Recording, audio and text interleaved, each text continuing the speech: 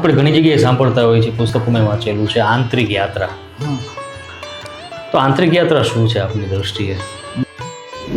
તો આંતરિક શોધમાં મુખ્યત્વે જે કામ કરે છે એ તમારી પ્રાણ ઉર્જા કામ કરે છે, અને એની અંદર આંતરિક ખોજમાં મૂળ વિશે તો કુંડલીની જાગૃતનો થઈને જ ઊભો રહે છે. મનને સાક્ષી ભાવે જોવાનું છે. તો તમને ખ્યાલ આવે કે મન છે, હું નથી. પછી મન એની ધીમે ધીમે ધીમે એની શાંતિ અવસ્થા તરફ આવશે, ત્યાં સુધી નહીં આવે. આની અંદર એવું થાય કે સંસારી લોકોને એમ લાગે કે સાધુ બને તેમને કેટલો બધો ફ્રી ઓફ ટાઈમ છે આ બરોબર આધ્યાત્મમાં આગળ વધવા માટે, અમારાથી તો આ બધું શક્ય નથી. એવું નથી. જો તમે કોઈ પણ સાધુના સંપર્કની અંદર જાઓ છો, એનું જો મનનું શુદ્ધિકરણ સારું હશે અને ઉર્જાના આધ્યાત્મિક લેવલ ઉપર જો પહોંચેલા હશે ને, તો તમે ત્યાં જાઓ છો એટલે પહેલાં તો એની ઉર્જાથી તમારું મન શાંત થઈ જશે. તમે બહાર ભટકતા થશો એટલે તમારા જે વિચાર હશે ને એના લગતો જ તમને સાધુ મળશે. વિચારોના વમળો તમારા જેવા છે અને જેવી તમારી ભૂખ છે એવું પ્રકૃતિ તમને 100% આપશે ને આપશે. તો આપણે વિચારીએ કે બાપુ આખી જિંદગી ખરાબ કર્મ કરે અને છેલ્લા સમયે જો સારો વિચાર કરી લે તો સારો જન્મ મળી જાય, તો કર્મના સિદ્ધાંતનું શું? એના માટે એટલે કહેવાય એવું છે કે તમારા જૂના કર્મો ભલે ગમે એટલા ખરાબ હોય, પણ તમે ધારો તો આ જ જન્મે 1 સેકન્ડમાં પોતાના વિચારો પરિવર્તન કરી પોતાના જીવનનું પરિવર્તન કરી શકો. જે લોકોને ખરેખર આધ્યાત્મના ઊંચા સ્તરે જવું છે ને એને ગયો જન્મ જાણવાની ઈચ્છા નથી થતી. જોકે કુંડલીની જાગૃત થાય ને 3જા 4થા ચક્રની અંદર વ્યક્તિ આવે ને, બરાબર છે, એટલે સાઈડમાં એક ફાટો પડે, મતલબ એ ઉર્જાના સાઈડમાં કરે ને એટલે આ બધા જન્મોની જાણ થાય. મને પણ એક સાધકની પ્રક્રિયામાં મને પણ પુનર્જન્મ જાણવાનો શોખ જબરજસ્ત હતો. મારા ગુરુએ મને એવું કીધું, મને કે એ તો અટકાવ છે બેટા. જો સૌથી પહેલાં કુંડલીની જાગૃત માટે તમારે પ્રાણ ઉર્જાનું ડાઉનલોડ કરતાં શીખવું પડશે, અને ઓમ શિવાય નહીં થાય. તો મારા ગુરુ મને શીખવાડતા, મને કે મનમાંથી ઓમ લેવો અને એને નીચો પ્રહાર કરવો. જેવો પ્રહાર કરશો એટલે કુંડલીનું મુખ ધીમે ધીમે ઉપર આવશે. બરાબર છે. બીજી આની અંદરની એક સૂક્ષ્મમાં સૂક્ષ્મ બાબત કહું કે દુનિયાની અંદર બધા ઓર્ગન ટ્રાન્સફર થાય છે. આંખ ટ્રાન્સફર થાય, કાન થાય, બરાબર છે, હૃદય પણ હવે તો ટ્રાન્સફર થતું થઈ ગયું છે. વિજ્ઞાનની સારી શોધ છે. આ મેરુદંડ ક્યારે થાય છે? અતિ સૂક્ષ્મ મેરુદંડની પાછળ અતિ સૂક્ષ્મ નાડી આવેલી છે અને સંપૂર્ણ ઉર્જા ત્યાંથી ઉપર ચડે છે. ત્યાં પછી તમે બીજા લોકો બી આવશે ને તો એના બી ઉર્જા પુંજ સીધા જોઈ શકશો, જેમ અમે તમારા જોઈ શકીએ ગુરુ મહારાજની કૃપાથી. વ્યક્તિ એન્ટર થાય એટલે અમને ખ્યાલ હોય કે ઉર્જાના આ લેવલ ઉપર જ છે.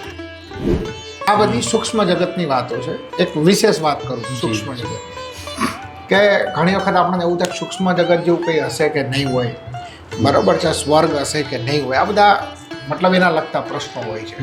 તો હકીકતની અંદર હોય છે કેવું?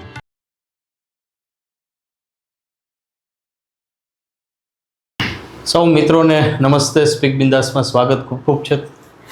આજે આપણી સાથે છે હંસગીરી બાપુ. બાપુ, આપનું પણ સ્પીક બિંદાસમાં ખૂબ ખૂબ સ્વાગત છે.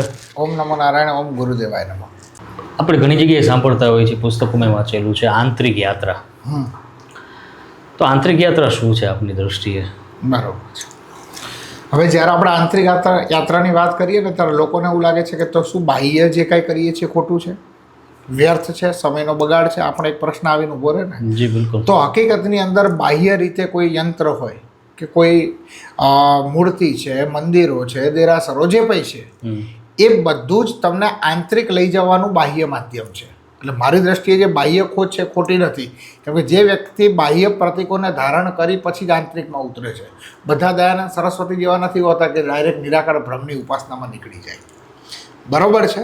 એક સમય એવો હતો કે સ્વામી વિવેકાનંદ પણ નિરાકાર બ્રહ્મા માનતા, ન મૂર્તિ પૂજામાં માનતા, પણ જ્યારે રામકૃષ્ણના પરમહંસના શક્તિ બળથી મા કાળકાનો સાક્ષાત્કાર થયો ત્યારે બાહ્ય પણ માનતા થઈ ગયા અને આંતરિક ખોજ પણ કરતા થઈ ગયા. હવે આંતરિક ખોજ મૂળ એવી છે કે જે લોકો આંતરિક ખોજ એટલે મુખ્ય વિષય ત્યાં ધ્યાન અને સાધનાનો આવીને ઊભો રહે છે. એમાં તંત્ર માર્ગની અંદર જે મંત્રો છે એ મંત્રો ધીમે ધીમે તમે જોજો શરૂઆતમાં ઉચ્ચારણ 12 હોય, ઓમ નમઃ શિવાય, ઓમ નમઃ શિવાય, પછી મનમાં આવે ઓમ નમઃ શિવાય, પછી આંખ બંધ કરે એટલે આંતરિક ઘટિત થાય છે. બરાબર છે. તો આંતરિક શોધમાં મુખ્યત્વે જે કામ કરે છે એ તમારી પ્રાણ ઉર્જા કામ કરે છે અને એની અંદર આંતરિક ખોજમાં મૂળ વિશે તો કુંડલીની જાગ્રતનો થઈને જ ઊભો રહે છે.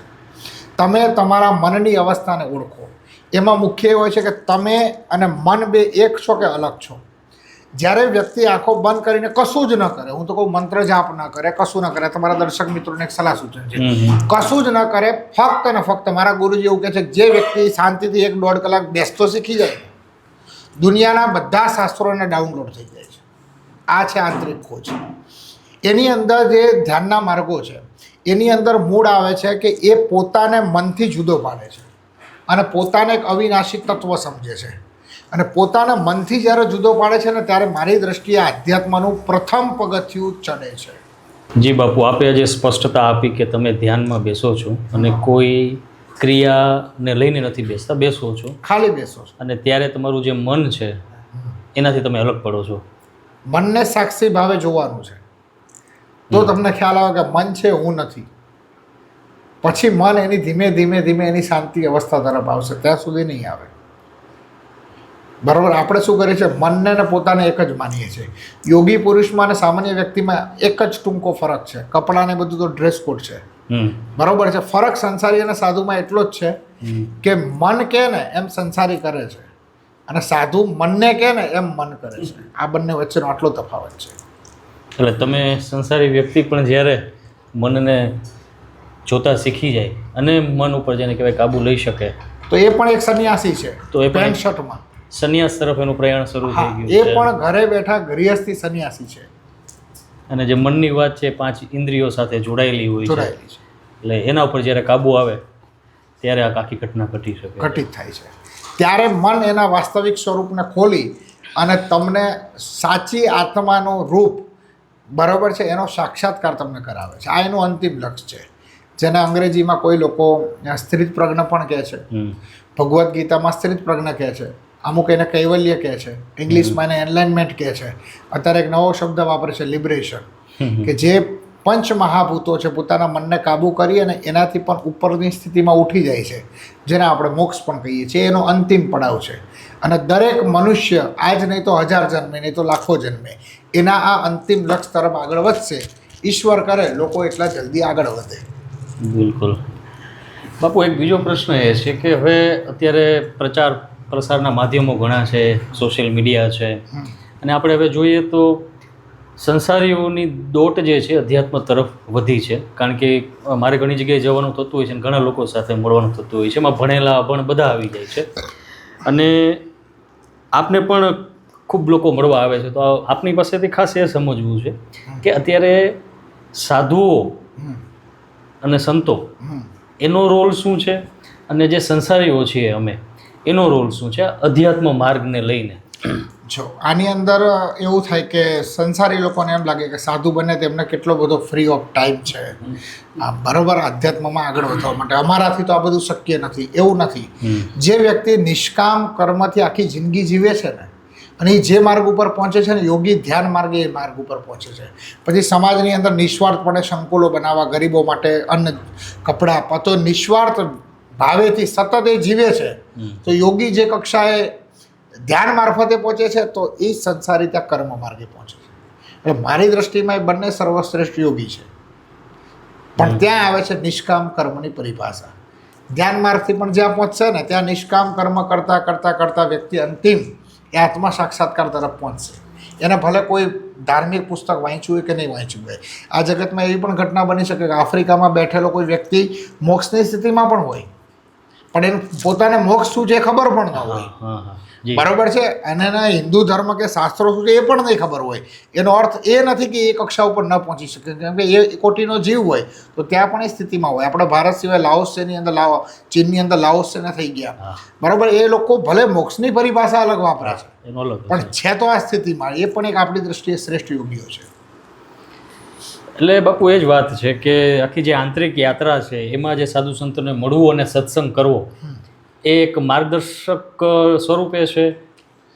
જો તમે કોઈ પણ સાધુના સંપર્કની અંદર જાઓ છો, એનું જો મનનું શુદ્ધિકરણ સારું હશે અને ઉર્જાના આધ્યાત્મિક લેવલ ઉપર જો પહોંચેલા હશે ને, તો તમે ત્યાં જાઓ છો એટલે પહેલાં તો એની ઉર્જાથી તમારું મન શાંત થઈ જશે. તો તમે જે જગ્યાએ જાઓ ને ત્યાં હંમેશા એ જગ્યામાં એન્ટર થઈને આંખ બંધ કરીને બેસવાની આદત રાખો. જો તમારી અંતરાત્માથી તમને નીરવ શાંતિ મળતી હોય ને તો એવું સમજવું કે ત્યાં બેઠેલો જે યોગી છે, બરાબર છે, એની ઓરા મંડળની અંદર તમારું મન આવે એટલે તમારું મન બીજા આંદોલનની સ્થિતિમાંથી નીકળી અને સીધા ધ્યાનના માર્ગ તરફ વળી જાય છે. એટલે એ વગર તમારી મુલાકાતે એના આશ્રમમાં એન્ટર થવું ને એના વાઇબ્રેશનમાં, એના ઓરા મંડળમાં એન્ટર થવું ને એ તમારા માટે સૌથી મોટા આશીર્વાદરૂપ છે. બાકી સાધુઓમાં એવું નથી કે બધા જ ધ્યાન સાધના સાથે જોડાયેલા છે. એમાં બી ભક્તિ માર્ગના અલગ અલગ માર્ગોના સાધુ છે, નથી એવું નથી. એની અંદર વ્યવસ્થાના સાધુ છે જે તમને ક્યારેક ગાળો બોલતા પણ દેખાય, કેમ કે આટલા બધા સાધુ છે, કુંભનો મેળો છે, તો એની અંદર આયોજક કરતા હશે ને, તો એ વ્યવસ્થાના પણ સાધુઓ છે અને સાધકના પણ સાધુઓ છે. તો કેટલાક સાધનામાં રત છે, તો જે સાધના કરે છે એના માટે વ્યવસ્થા પૂરી પાડવી, તેના લગતા વ્યવસ્થાના સાધકો છે. હવે વ્યવસ્થાના સાધકો જોડે તમે ઊંચા તત્વજ્ઞાનની આશા રાખો તો એ શક્ય નથી, અને જે સાધકના લોકો છે એના જોડે મોટી વ્યવસ્થાની તમે આશા રાખો તો એ શક્ય નથી. એટલે સાધુમાં પણ આવા ડિપાર્ટમેન્ટ છે. બરાબર. એટલે તમે કીધું એમ નક્કી વ્યક્તિએ પોતાની અવસ્થાનું કે અનુસંધાન થાય છે, એના આધારે એને આગળ વધતું જવાનું. તમે બહાર ભટકતા થશો એટલે તમારા જે વિચાર હશે ને એના લગતો જ તમને સાધુ મળશે. અચ્છા. એટલે આપણે દોષ બીજાને નહીં આપી શકીએ. તમે સિદ્ધિ માટે ફરશો તો તમને સિદ્ધિવાળા સાધુ મળશે. તમે તંત્ર સાધનાના સતત 3 દિવસ વિચાર કરો એટલે કોઈ સાધુ તંત્ર સાધનાવાળો તમને સંપર્કમાં આવશે, અને જેવો વિચાર છોડશો એટલે એના સાથેનો સંબંધ પણ કટ થઈ જશે. કેમ કે આખું બ્રહ્માંડ છે ને, આખું જગત એ વિચારોની સમષ્ટિ માત્ર છે, એક વિચારોનો સમૂહ છે. તમારું મન ધારો કે ધ્યાન સાધનાને લઈને એના વિચારમાં સતત ચિંતનશીલ રહ્યું એટલે દુનિયાના જેટલા પણ મન એ ધ્યાનની સ્થિતિમાં અથવા ધ્યાનનું જ્ઞાન ધરાવતા મન હશે, બધા એકબીજાના વિચારોમાં તમારા મનમાં એન્ટર થશે અને એના લગતા જ તમને લોકો મળશે. એટલે આપણા ઘડિયા દેશી ભાષામાં કહેતા સંગ એવો રંગ. આ ઊંચું આધ્યાત્મિક વાક્ય છે, આપણે એને ભલે દેશી લઈએ પણ એક ઊંચું આધ્યાત્મિક વાક્ય છે ને એના લગતા જ તમને લોકો મળશે. તમે એવું નક્કી કરી નાખો કે બેંકમાં ચોરી કરવી છે, સતત એના વિચારમાં રહો એટલે પાનના ગલ્લે તમને એની ટોળકી મળી જાય, અને બીજા દિવસે વિચાર છોડશો એટલે એ વ્યક્તિના ફોન તમારા ઉપર બંધ પણ થઈ જશે. તમે તમારા જીવનમાં અનુભવો કે જ્યારે તમે ભણતા હતા, તમે તમારા મિત્રો સાથે આવ્યા છો ત્યારે તમારા વિચારો કેવા હતા, એવું લાગતું કે આ મિત્ર વગર તો મજા નહીં આવે, કોલેજ પણ એના સાથે કરશું ને ઘરે મકાન બાજુમાં રહેશું. પણ જેવા બંનેના વિચારો બદલાણા, બંને અલગ અલગ ફિલ્ડ છે એટલે બંને એકબીજાના વિચારોથી દૂર થશે. પછી ભવિષ્યમાં એ પણ આધ્યાત્મિક વિચારમાં આવ્યા, તમે પણ આધ્યાત્મિક વિચારમાં આવ્યા, એટલે ઓટોમેટિક ફેસબુકમાં તમે ટકરાશો, પણ પાછા એ તમે સંબંધ ભેગા થશે. એટલે આ વિચારોના વમળો તમારા જેવા છે અને જેવી તમારી ભૂખ છે એવું પ્રકૃતિ તમને 100% આપશે ને આપશે, જેને આપણે માં શક્તિ કહીએ. જી બાપુ, બિલકુલ. હવે થોડા બાપુ હજી સૂક્ષ્મ જઈએ. આપ બહુ સરસ વાત કરી, વિચાર સુધી આપે વાત કરી. હવે મને જે વિચાર આવે છે એવું મને અસ્તિત્વ પ્રદાન કરે છે, એવી વ્યવસ્થા કરે છે. હવે મને જે વિચાર આવે છે એની પાછળ કયા કારણો ગતિ કરે છે, એમાં કર્મનો સિદ્ધાંત છે કે એમાં કઈ કઈ બાબતો હોય છે જે અસર કરે છે કે જેથી મને એવા વિચારો આવે છે? જો એક શાસ્ત્રોના આધારે એવું કહે છે કે મનુષ્યનો અંતિમ વિચાર છે ને, અમારા ગુરુજીના શબ્દો છે, મનુષ્યનો જે અંતિમ વિચાર છે ને એનો આગલો જન્મ નક્કી કરશે. બરાબર છે? તો આપણે વિચારીએ કે બાપુ આખી જિંદગી ખરાબ કર્મ કરે અને છેલ્લા સમયે જો સારો વિચાર કરી લે તો સારો જન્મ મળી જાય, તો કર્મના સિદ્ધાંતનું શું? પણ આ છે ને નેપાળીના વાર્તા જેવું થાય કે નેપાળી કોઈક પૂછે કે તમારે 1 કરોડની લોટરી લાગે શું કહો, તો કે મેં 1 કરોડનો બંગલો બનાવું, કે પછી કે મેં એની ચોકીદારી કરીશ. એટલે અંતિમ સમયનો વિચાર એ જ હોય. ખેડૂતનો અંતિમ સમય વિચાર એ જ હોય કે એરંડા ટાઈમે વાવી નાખજો, અને સાધકનો અંતિમ વિચાર પણ એ પ્રમાણે જ હોય છે. એટલે તમે જે વિચાર કહો છો એ વિચારોની અંદર તમારા સંક્ષિપ્ત કર્મો જવાબદાર છે. બરાબર છે? સંક્ષિપ્ત કર્મ જે તમારા આગલા જન્મોમાંથી આવા કેટલાય ખોડિયા તમે જે બદલીને આવ્યા છો એની અંદર તમારા જે જૂના સંસ્કાર પડ્યા છે બીજ રૂપે, જે મન અને જીવાત્માના સાથે જોડે છે. આત્મા તો પરમાત્મા છે, પણ મન અને જીવાત્મા સાથે જોડે છે. એ સંસ્કારો તમારું ભવિષ્યનું ઘડતર કરશે અને ભવિષ્યમાં તમને એના જ વિચાર આવશે. એટલે એના માટે જૂના કર્મ 100% અસરદાર છે. પછી તમારા વર્તમાન કર્મ જેવા વિચાર આવશે, જે પ્રારબ્ધ કર્મના જે જૂના કર્મ છે એના લીધે તમારા વર્તમાનના વિચારો બદલાશે, અને તમારા આજનો વિચાર એ તમારું કાલનું ભવિષ્ય છે. એટલે આપણે વિચાર કેવો કરવો એ આપણા ઉપર ડિપેન્ડ છે. ને વિચાર પછી દુઃખી થઈએ તો ઈશ્વરને દોષ ન દેતા પોતાને દોષ દેવો જોઈએ. અને અમુક લોકો તો એવા મહાપુરુષો થઈ ગયા કે એકદમ કહેવાય ને કે તામસિક વિચારમાંથી સીધા સાત્વિકમાં આવી ગયા. જેને આપણે કહીએ કે વાલિયા લૂંટારા એકદમ લૂંટારોમાં આખું મનનું આંદોલનની સ્થિતિ ફેરવી નાખે. એટલે આજે રામાયણ જેવા મહાન ગ્રંથનું બરોબર છે રચયિતા બની જાય વાલ્મીકી ઋષિ. એટલે તો એક્સ્ટ્રીમ એક્ઝામ્પલ છે આપણી પાસે. એના માટે એટલે કહેવાય એવું છે કે તમારા જૂના કર્મો ભલે ગમે એટલા ખરાબ હોય પણ તમે ધારો તો આ જ જન્મે 1 સેકન્ડમાં પોતાના વિચારો પરિવર્તન કરી પોતાના જીવનનું પરિવર્તન કરી શકો છો. હા બાપુ, તો એને જ થોડુંક આગળ વધારીએ કે જે વિચારની વાત છે. આપણે વાત કરી કે તમે ગયા જન્મમાં જે વિચાર સાથે મૃત્યુ થયું એ વિચાર સાથે તમે આ જન્મની શરૂઆત થાય છે ને એ રીતના ગતિ થાય છે. તો એમાં ક્યાંક ને ક્યાંક વાત આવે છે નિજ સ્વરૂપની ઓળખાણ. એટલે એ કે ભાઈ તમે નિજ સ્વરૂપની ઓળખાણનું હું એ રીતના વાત કરું છું કે ભાઈ આટલા જન્મો થયા મને ખબર નથી, મને મારી આ જન્મની ખબર છે. તો એ જો એ જન્મનું દર્શન થઈ જાય છે તો તમારી ગતિ જે છે એ તમને ખ્યાલ આવી જાય છે ને તમે બધાથી મુક્ત થવા લાગો છો. તો આ જે નિજ સ્વરૂપનું દર્શન કરવું એ આખી બાબત શું છે એના વિશે થોડું સમજવું છે. હવે આમાં એવું છે કે અત્યારે સોશિયલ મીડિયામાં છેલ્લા 3-4 વર્ષથી એવો મુદ્દો ચાલે છે. દિલ્હી જેવા મોટા શહેરોની અંદર તો તમને 4-4, 5-5 કલાકમાં અથવા 3-3 દિવસની ટ્રેનિંગ છે, 7-7 દિવસની ટ્રેનિંગ છે અને ટ્રેનિંગની અંદર તમને તમારા ગયા જન્મનું જ્ઞાન આપવામાં આવે છે. 7 દિવસથી લઈને 6 કલાક સુધીની ટ્રેનિંગો ચાલે છે. હા, પાસ્ટ લાઈફ રિગ્રેશન. હા, પાસ્ટ લાઈફ રિગ્રેશન. પણ હકીકતની અંદર જે લોકોને ખરેખર આધ્યાત્મના ઊંચા સ્તરે જવું છે ને એને ગયો જન્મ જાણવાની ઈચ્છા નથી થતી. કેમકે કુંડલીની જાગૃત થાય એટલે 3-4 ચક્રની અંદર વ્યક્તિ આવે ને બરાબર છે એટલે સાઈડમાં એક ફાટો પડે, મતલબ એ ઉર્જાના સાઈડમાં કરે ને એટલે આ બધા જન્મોની જાણ થાય. મને પણ એક સાધકની પ્રક્રિયામાં મને પણ પુનર્જન્મ જાણવાનો શોખ જબરજસ્ત હતો. તો મારા ગુરુએ મને એવું કીધું, મને કે એ તો અટકાવ છે બેટા. મારા ગુરુએ મને કીધું બીજો જન્મ જાણવો એ તો અટકાવ છે, તું કરીશ શું? તારો ગયો જન્મ જાણવાની કોશિશ કરીશ તો અત્યારે તારી આજુબાજુના જે વર્તુળની અંદર તને મિત્રો દેખાતા હશે એ બી દુશ્મન નીકળશે. એટલે તું સાધના પડતી મૂકીશ અને ગયા જન્મનો બદલો જે ઓલો બિચારો નથી જાણતો એના જોડે તું લડવા માટે નીકળીશ. મારો એ દિવસથી મેં ગયા જન્મ જાણવાનો વિચાર છોડી દીધો. મને કે મૂળ તત્વ આત્મા સાક્ષાત્કારથી મતલબ છે ને, હજારો જન્મથી પ્રયત્ન કરીએ છીએ, સફળ નથી થયા, આ વખત પ્રયત્ન એ જ કરવો છે તો ગયા જન્મને જાણીને કામ શું છે? નવા દુશ્મનો પાછા પેદા કરવાના. અને મારી દ્રષ્ટિએ સાધક જે સમજુ સાધક છે અને ઉચ્ચ કક્ષા ઉપર જવા માગે છે એ ક્યારે પણ એને ફક્ત બસ આત્મ સાક્ષાત્કાર, ઈશ્વરની પ્રાપ્તિ, નિજાનંદ એના માટે જ પ્રયાસ કરે છે. વચ્ચેની અંદર કોઈ આયુર્વેદ આવતું હોય, કોઈ ભૌતિક વિજ્ઞાનનું એને શાસ્ત્ર મળતું હોય કે ગયા જન્મો મળતા હોય, ક્યાંય જાણવામાં એ સમયનો વ્યર્થ કરતો નથી. એ સીધો પોતાના આગળના ચક્ર ઉપર ધ્યાન રાખી અને સાધકની પ્રક્રિયામાં આગળ વધે છે. એટલે આમાં કોઈ સાધકો સાંભળતા હોય તો એનું મારે માર્ગદર્શન છે, વિનંતી છે કે ગયા જન્મનું એ જાણીને કોઈ મતલબ નથી. તમે સીધા ઊંચાઈ ઉપર તમે છે ને સીધી મછલીની આંખ જુઓ, આજુબાજુ જોવાના પ્રયાસ ન કરો, નહીં તો નિષ્ફળ જશો. એટલે આપણે અલગ અલગ ધર્મગ્રંથોમાં સ્મૃતિ જ્ઞાન છે, પણ આપે કીધું એ પણ ભયસ્થાન પણ છે કે ભાઈ જો મારી ક્ષમતા નથી તો હું મારા પૂર્વજન્મને જાણીશ તો કદાચ હું આ જન્મને ભૂલીને એમાં પાછો જતો રહીશ. હા, પાછા આ મિત્ર તમારા દુશ્મન નીકળશે એટલે તમે બદલો લેવા જશો. ખાસ ભાઈબંધ હશે એ કદાચ. હવે તમે એ જાણવા નીકળો અત્યારે ગૃહસ્થી છો ને ખબર પડે કે ફલાણા સામેવાળા બેન રહી મારા પત્ની હતા ગઈ વખતે, બહુ કન્ફ્યુઝન ક્રિએટ થાય. બરોબર છે. એટલે એ બધા છે ને મારી દ્રષ્ટિએ waste of time and waste of energy છે, એ ન કરાય. અને આવા કોષોથી બચવું જોઈએ. એ લોકો કશું નથી કરતા, તમને એક કહેવાય ને કે બ્રેન વોશ કરી અને શું કહેવાય એક ટાઈપનું વિઝ્યુલાઇઝેશન કરાવે અને દરેક વ્યક્તિને પુનર્જન્મ જાણવો હોય તો જ એ વ્યક્તિ ત્યાં ગયો હોય. અને કયા વ્યક્તિને પોતાનો પુનર્જન્મ ખરાબ જોઈએ છે? સારો જોઈએ કે હું સાધક હતો, યોગી હતો, રાજા હતો, કરોડપતિ હતો, તો બસ એ પોતાના મનથી પોતાનો પુનર્જન્મ જાણી લે છે. ઓલા લોકોનો ધંધો ફર્સ્ટ ક્લાસ ચાલે છે. વિષય આ છે. આ ધંધામાં મારો થોડોક સહયોગ છે બાપુ. મેં પોતે 2 વખત પાસ્ટ લાઈફ રિગ્રેશન મારું કરાવેલું છે. એની ચર્ચા તો ક્યારેક પછી કરશું બાપુ. આપે જે કુંડલીની જાગરણની વાત કરી એટલે આપણે હવે એ જ મુદ્દા ઉપર આવીએ કે જે કુંડલીની જાગરણ છે, આપણે ચક્રો સાથે વાત કરી કે રસ્તો આડો ફાટે છે, તો થોડુંક અમને સમજાય એવું અથવા તો અમે સાધનામાં જઈ શકીએ એ રીતના અમે થોડું કુંડલીની જાગરણ વિશે સમજાવો. હા, જો સૌથી પહેલાં કુંડલીની જાગૃત માટે તમારે પ્રાણ ઉર્જાનું ડાઉનલોડ કરતાં શીખવું પડશે. અને ઓમ સિવાય નહીં થાય.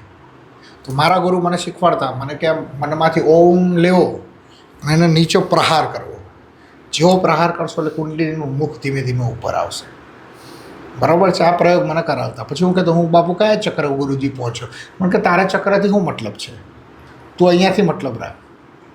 બરાબર છે. બીજી આની અંદરની એક સૂક્ષ્મમાં સૂક્ષ્મ બાબત કહું કે દુનિયાની અંદર બધા ઓર્ગન ટ્રાન્સફર થાય છે. આંખ ટ્રાન્સફર થાય, કાન થાય, બરાબર છે, હૃદય પણ હવે તો ટ્રાન્સફર થતું થઈ ગયું છે. વિજ્ઞાનની સારી શોધ છે. આ મેરુદંડ ક્યારે થાય છે? ચાઇના 20 વર્ષથી મથે છે. અમેરિકા છેલ્લા 15 વર્ષથી પ્રયાસ કરે છે. બરાબર, કેમ કે મનુષ્યની તમામ ઉર્જાનો આધાર ક્યાં છે? મેરુદંડ. 84 લાખ યોનિમાંથી મેરુદંડ સીધો હોય એવું કોઈ ખરું મનુષ્ય સિવાય? નથી ને. તો મનુષ્ય માત્ર જ મોક્ષના અધિકારી છે. બરાબર છે. તો લોકો કહે છે અહીંયાથી ચડે, અહીંયાથી ચડે, નહીં. અતિ સૂક્ષ્મ મેરુદંડની પાછળ અતિ સૂક્ષ્મ નાડી આવેલી છે અને સંપૂર્ણ ઉર્જા ત્યાંથી ઉપર ચડે છે. બરાબર છે. અને વ્યક્તિ મર્યા પછી પણ ઘણી બધી ઉર્જાનો સ્ટોરેજ ત્યાં હોય છે. એટલે સમાધિની પ્રથા એટલે હતી. દરેક માટે સમાધિ નહીં, પણ એ ઉચ્ચ કોટીના યોગી હોય એના માટે, જેથી આજુબાજુના એરિયા સુધી પોતાની એક આશ્રમ સુધી એક ઉર્જા સ્થાપિત રહે. બરાબર છે. તો મેરુદંડ ક્યારે ટ્રાન્સફર થતો નથી. બરાબર છે. ઇન્દ્રનું વજ્રાસન શેનું બનેલું હતું? દધીચી ઋષિના મેરુદંડનું, જે આપણે હાડકાઓનું કહીએ છીએ. હા. તો એની પાછળ એવડી ઉર્જા હોય ને જે સુદર્શન ચક્રને પણ ટક્કર આપી શકે. કેમ કે દધીચી ઋષિના હજારો જન્મોનું નહીં, લાખો જન્મોનું ઉર્જાનું સ્ટોરેજ ત્યાં હતું. તો મૂળ કુંડલીની જાગ્રતમાં જે પણ પ્રહાર થાય છે, તો નાનકડી કીડી ચડતી હોય ને એવો તમને ભાસ થવા લાગે ત્યારે સમજવું કે કુંડલીની જાગ્રતમાં તમે છો. બાકી મન તમને અત્યાર સુધી ડફોડ બનાવે કે હું 3જા ચક્રમાં છું, 4થા ચક્રમાં છું ને ફલાણું ચક્ર ખુલ્યું છે, એ મન તમને લૂચું છે એટલે ડફોડ બનાવે. એક કલ્પનાઓ બાજુ તો ખૂબ લઈ જાય, ઘણી બતાવે. તમને એમ થઈ જાય ઘણી વખત એટલો આનંદ આપી દે ને મન થોડી વાર, તમે ધ્યાનમાંથી બહાર આવી જાય એમ થાય કે મને ખરેખર શું આત્મ સાક્ષાત્કાર થઈ ગયો છે. પણ મન એનો ખેલ કર્યા વગર રહેતું નથી. આની અંદર મેં તમારા ઘણા બધા અનુભવ પણ કીધા જે તમે અનુભવો છો, આગળ પૂછી શકો. તો પોઝ એટલે જ લેવાનો છે કે બાપુએ સૂક્ષ્મ વાત કરી અને એને હું સીધો જ હવે કેવી રીતના લો, પણ આપણે વાતને આગળ જ ધપાવીએ. ના બાપુ, એ આખી વસ્તુ એ આખી અલગ છે. એટલે આપ તમને તમારું સ્ટ્રક્ચર ક્લિયર થઈ ગયું કે તમે કઈ સ્થિતિમાં છો. જેવું તમને આજ દિન સુધી કોઈએ નથી કીધું, તમે એની શોધમાં હતા. હાલ એક આ પ્રમાણિત વાત થઈ બાપુ કે તમે એ જે ચક્રોની સ્થિતિ છે અથવા તો ચક્રોની ગતિમાં છો, એ ક્યારે તમને ખબર પડે કે તમે કીધું કે થોડીક અસર તમને થાય? એ તમને સીધી અસર દેખાય છે. અને એ અસર થયા પછી તમે બીજા લોકો બી આવશે ને તો એના બી ઉર્જા પુંજ સીધા જોઈ શકશો. જેમ અમે તમારા જોઈ શકીએ ગુરુ મહારાજની કૃપાથી. વ્યક્તિ એન્ટર થાય એટલે અમને ખ્યાલ હોય કે ઉર્જાના આ લેવલ ઉપર જ છે. સ્પષ્ટપણે દેખાય. કૂતરાને સૂંઘવાની આદત છે, અમે ઉર્જા સૂંઘીએ છીએ એટલે અમારી આદત થઈ ગઈ, ધંધો અમારો. એટલે સીધા જોઈએ એટલે અમને ખબર પડે કે આ વ્યક્તિ જોડે લાંબુ ના બેસે, ઉર્જાનો ટાઈમ વેસ્ટ થઈ જાય. એટલે અમે એને અલગ નથી કહેતા, કર્મની રીતે એની રીતે સાચો છે, પણ એનું વરામંડળ તરફ સ્પષ્ટ દેખાઈ જાય. બરાબર. આ બધી સૂક્ષ્મ જગતની વાતો છે. એક વિશેષ વાત કરું સૂક્ષ્મ જગતની, કે ઘણી વખત આપણને એવું થાય સૂક્ષ્મ જગત જેવું કંઈ હશે કે નહીં હોય, બરાબર છે, સ્વર્ગ હશે કે નહીં હોય, આ બધા મતલબ એના લગતા પ્રશ્નો હોય છે. તો હકીકતની અંદર હોય છે કેવું કે તમને સામે રહેલો કૂતરો કે હાથીના બધું દેખાય છે. કેમ દેખાય છે એની પાછળનું કારણ જાણ્યું ક્યારે? કેમ કે તમારા જે પ્રાણ ઉર્જાના કંપનો ખરા ને, અને એ પ્રાણીઓના પ્રાણ ઉર્જાના કંપનો ખરા ને સરખા છે, એટલે તમે એને વસ્તુને જોઈ શકો છો. સૂક્ષ્મ બેક્ટેરિયાને તમે જોઈ શકો છો? નથી જોઈ શકતા. નથી જોઈ શકતા એનું કારણ શું કે તમારા પ્રાણ ઉર્જાના જે કંપનો છે ને એના કરતાં સૂક્ષ્મ જીવના કંપન કા વધારે ડાઉન છે અથવા વધારે અપ છે. જેમ આપણે સૂર્યના પ્રકાશના કિરણોને જોઈ શકતા નથી સ્પષ્ટપણે, કેમ કે એ હાઈ લેવલના કંપન છે, એટલે તમે એને જોઈ શકતા નથી. એટલે આપણી પ્રાણ ઉર્જાના કંપનથી જો હાઈ લેવલ હોય તો પણ આપણે ન જોઈ શકીએ, અને નીચે હોય તો પણ આપણે જોઈ શકીએ નહીં. એનો મતલબ એવું નથી કે જે નરી આંખે નથી દેખાતું એ નથી. સૂક્ષ્મ દર્શક યંત્ર નાખો એટલે તરત સ્પષ્ટ દેખાય છે કે દેખાય છે ને. તો સૂક્ષ્મ જગત પણ આવું છે. અત્યારે એવું થઈ શકે કે આપણે જે અહીંયા 4-5 લોકો બેઠા છીએ, તો એવો કોટીનો કોઈ જીવ હોય જેના કંપન કા આપણાથી ડાઉન છે કે અપ છે, આપણાની આસપાસ ફરી નીકળી જાય તો ખબર ના પડે. તો એના માટે સૂક્ષ્મ દ્રષ્ટિ જોઈએ. તો મન જ્યારે અતિન્દ્ર અવસ્થાની અંદર જતું રહે ને, ત્યારે આવા રહેલા જીવ, આવા કોટીના કોઈ સ્વર્ગી જે પણ હોય, બરાબર, આવા સૂક્ષ્મ દર્શક એ જે સાધક છે ને પોતે સૂક્ષ્મદર્શક યંત્ર થઈ ગયું હોય તો ઝીણામાં ઝીણા આવા જીવને પણ જોઈ શકવા સક્ષમ છે. બરાબર? એટલે આ વાત એવી છે કે જગતની અંદર પણ એક જગત છે, સૂક્ષ્મ જગત. એટલે પણ નરી આંખે ન દેખાય ન માનો. 50 વર્ષ પહેલાં સૂક્ષ્મદર્શક યંત્ર નહોતું, તમે ન માનો કે ભાઈ આની અંદર આ ઝીણા ઝીણા બેક્ટેરિયા છે, એ ન માનો. પણ એના માટે સૂક્ષ્મ દર્શક યંત્રનો ઉપયોગ કરો એટલે તમે એનો સ્વીકાર કરો છો. જ્યારે મન તમારું સાધન મારફતે, સાધક મારફતે અને સાધના મારફતે ઉચ્ચ કોટીમાં અતિન્દ્ર અવસ્થાની અંદર જઈ જાય ને ત્યારે જગત એના સંપૂર્ણ ખેલ તમારી સામે પ્રગટ કરી દે છે. તો એવા પણ જીવ જે આજુબાજુ ફરતા હોય એ પણ આપણે ન જોઈ શકતા હોય એવું પણ બને ને. કેમ કે એનું કંપન આપણાથી વિશેષ નથી. ઘુવડ રાત્રે જોઈ શકે, કેમ કે ઘુવડના કંપન એ સ્થિતિમાં છે, આપણે ન જોઈ શકીએ. બરાબર છે? તો આવા જીવો પણ નજરની સામે દેખાય છે, આવા દેવતાઓ પણ નજરની સામે દેખાય છે, અને આવા યોગીઓ સામે દેવતાઓ પણ પ્રગટ થાય છે. પણ એને જ જોઈ શકશે, કેમ કે હવે એ પોતાની સાધના દ્વારા એક વિશિષ્ટ પ્રાણ ઉર્જા ઉપર એટલું કંટ્રોલ મહારત હાંસલ કરી લીધી છે કે સૂક્ષ્મમાં સૂક્ષ્મ પ્રાણ ઉર્જાના કંપનવાળા જીવને પણ જોઈ શકશે અને ઉચ્ચમાં ઉચ્ચ કક્ષાના પ્રાણ ઉર્જાના કંપનના પણ જીવને જોઈ શકશે. આ યોગી પુરુષ જ જોઈ શકે.